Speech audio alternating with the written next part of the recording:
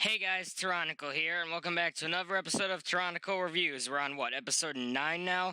And we're almost on episode 10, and I am going to be reviewing an animation that's a little bit more special for episode 10. So yeah, stay tuned for that this Friday. And I'm sorry, this is kind of unrelated to the review. Sorry about this, but yeah, sorry that there wasn't another upload in between the last Terronicle Reviews episode and this one. I had an upload planned, but I had like some complications recording it, so I ended up just not uploading it. So yeah, sorry about that. There will probably be another upload this week, and this is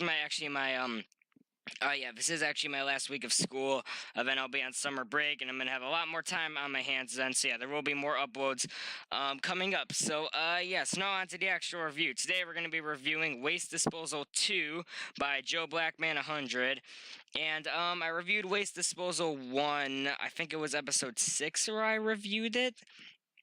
And this was actually I mentioned in the last review in Waste Disposal 1 review that I've known about Waste Disposal 1 and 2 for a while, but I didn't actually check them out until I think it was like February. I didn't actually like check them out until February, and I thought they were both pretty good. There was a couple flaws in both of them, but yeah, I thought they were each pretty good. So yeah, I did a review of 1. Today I'm doing a review of 2, and I will say that I do like them both equally the same. In fact, you'll see my score at the end. It's spoiler to the end of the video, I guess, but I think I gave them both the same score because I think they're equally as good. This one does now that I think about it, this one does actually have does have a flaw that the other one didn't have, but this one has a pro that the other one didn't have, so I think they're both equally as good. So now on to the review, and by the way, for the story, actually, I don't like how would I describe this? The story definitely, like, you really need to watch Waste Disposal 1 in order to spoilers, by the way, I always forget to mention that. Yeah, you do really need to watch Waste Disposal 1 in order to understand Waste Disposal 2, because they literally happen like right after each other. So keep in mind, if you're gonna watch this, then definitely watch Waste Disposal 1. I don't know why I said warning spoilers then if you're gonna watch this. Do you guys, okay, I'm actually here, wait, this is actually gonna be a question for the comments.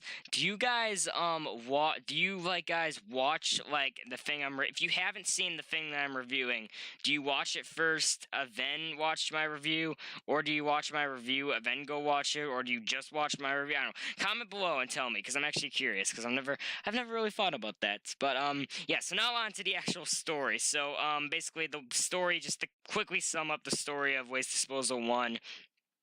I'm going to say WD1 and WD2 because I'm going to be referring back to the first one a lot for this review of the second one. So yeah, I'm going to say WD1 and WD2. So yeah, the story of WD1 is basically this robot's on kind of like an intergalactic kind of like ship, and I guess that'd be a good way to describe it. And it's the robot with the what's the name of that mask again? The Makuta mask, I'll just say, because I know it was used on the Makuta. Yeah, that's painted silver. Right there. Yeah, he gets thrown into the waste disposal on this trip. Not on this trip, on this ship. That was an embarrassing miss save that. I'm getting off topic again. Yeah, he gets thrown into the waste disposal of the ship, and he meets another robot down there who's kind of been like his leg. He doesn't have like legs. He just has like one arm, and he fixes him up, and then they end up escaping the waste disposal. And then that leads us to WD2, and the story for this one is basically the people kind of running the ship, they see them like that they see that they escape, so they build a creature. But really, the creature really channeled Demigorgon from Stranger Things to me. I don't actually, it's a creature on the screen right now, the Alec mask. How it just moves and kind of how it kind of acts, and how like whenever it comes on, the lights kind of like flicker. It just channeled Demigorgon to me. I don't know about you guys, for like the people who have seen it, but they build this creature to kind of hunt them down. And by the way, I forgot to actually mention this because I try and keep my videos like PG 13, but this is definitely like PG 13. Like how they end up killing the creature, or how they try and kill the creature, is by tying like a chain to his neck and then throwing him into the incinerator. And spoiler alert for the ending. I said that already. Actually, never mind. Yeah, but he grabs the robot on screen right now, or the robot with the Makuta mask.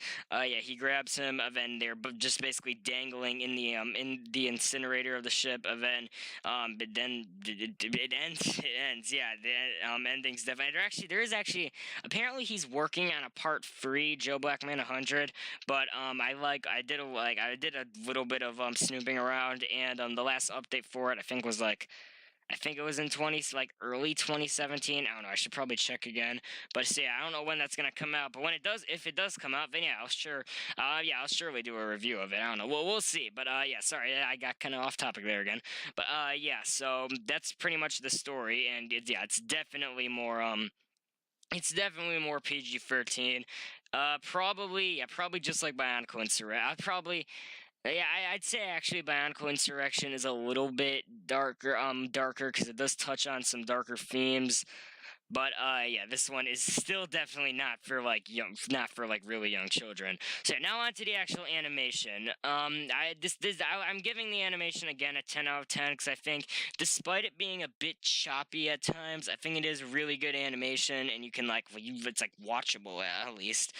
But this is where the problem that this one has that the other one didn't comes in, where basically I feel like the camera work on this one was kind of weird at times. Like basically, like here, what's an example? So I think actually this is really apparent in like the actual like fight scene of the Makuta robot, who I'm just gonna call them because they don't get names. Yeah, the Makuta robot versus the versus the creature here, and that's what I took the screenshot from here.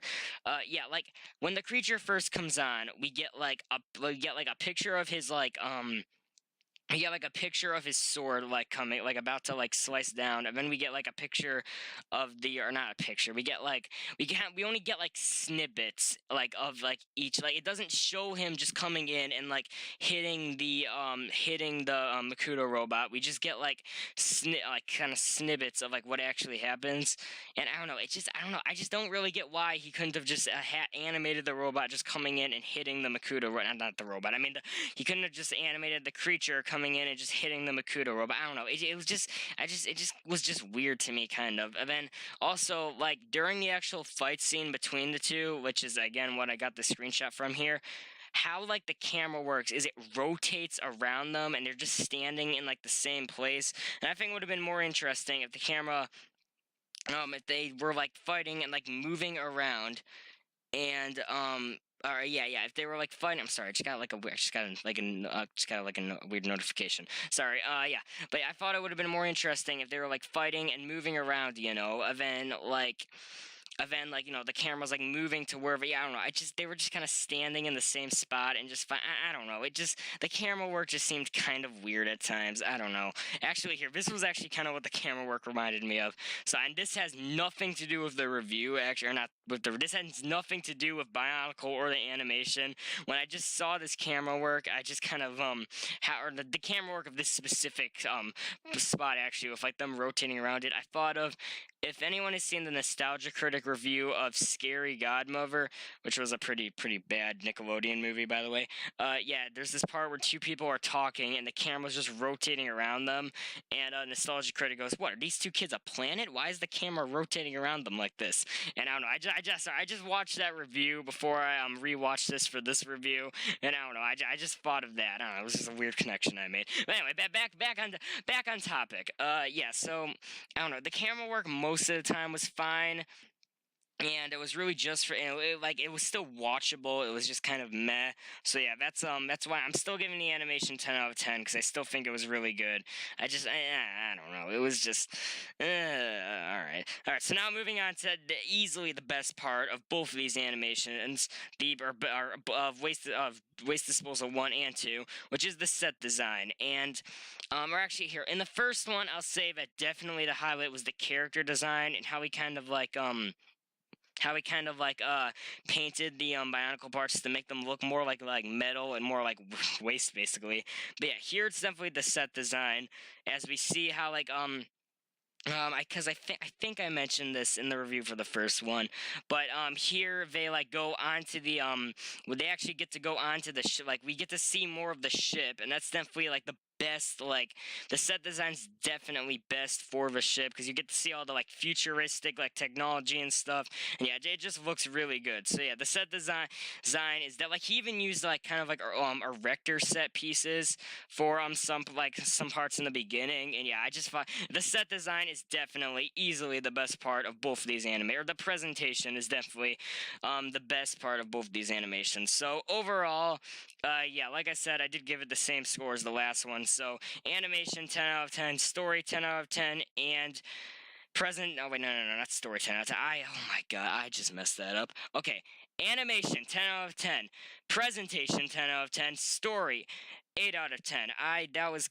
messed that up. Alright, just pretend like I never messed that up. So yeah, but I hope you guys enjoyed the review, and again, I am gonna be reviewing something a little bit more special for our 10th episode, and for the like kind of the thing that marks me going on to summer break and uploading more. That kind of sounded that this ending was just I didn't, and I don't know.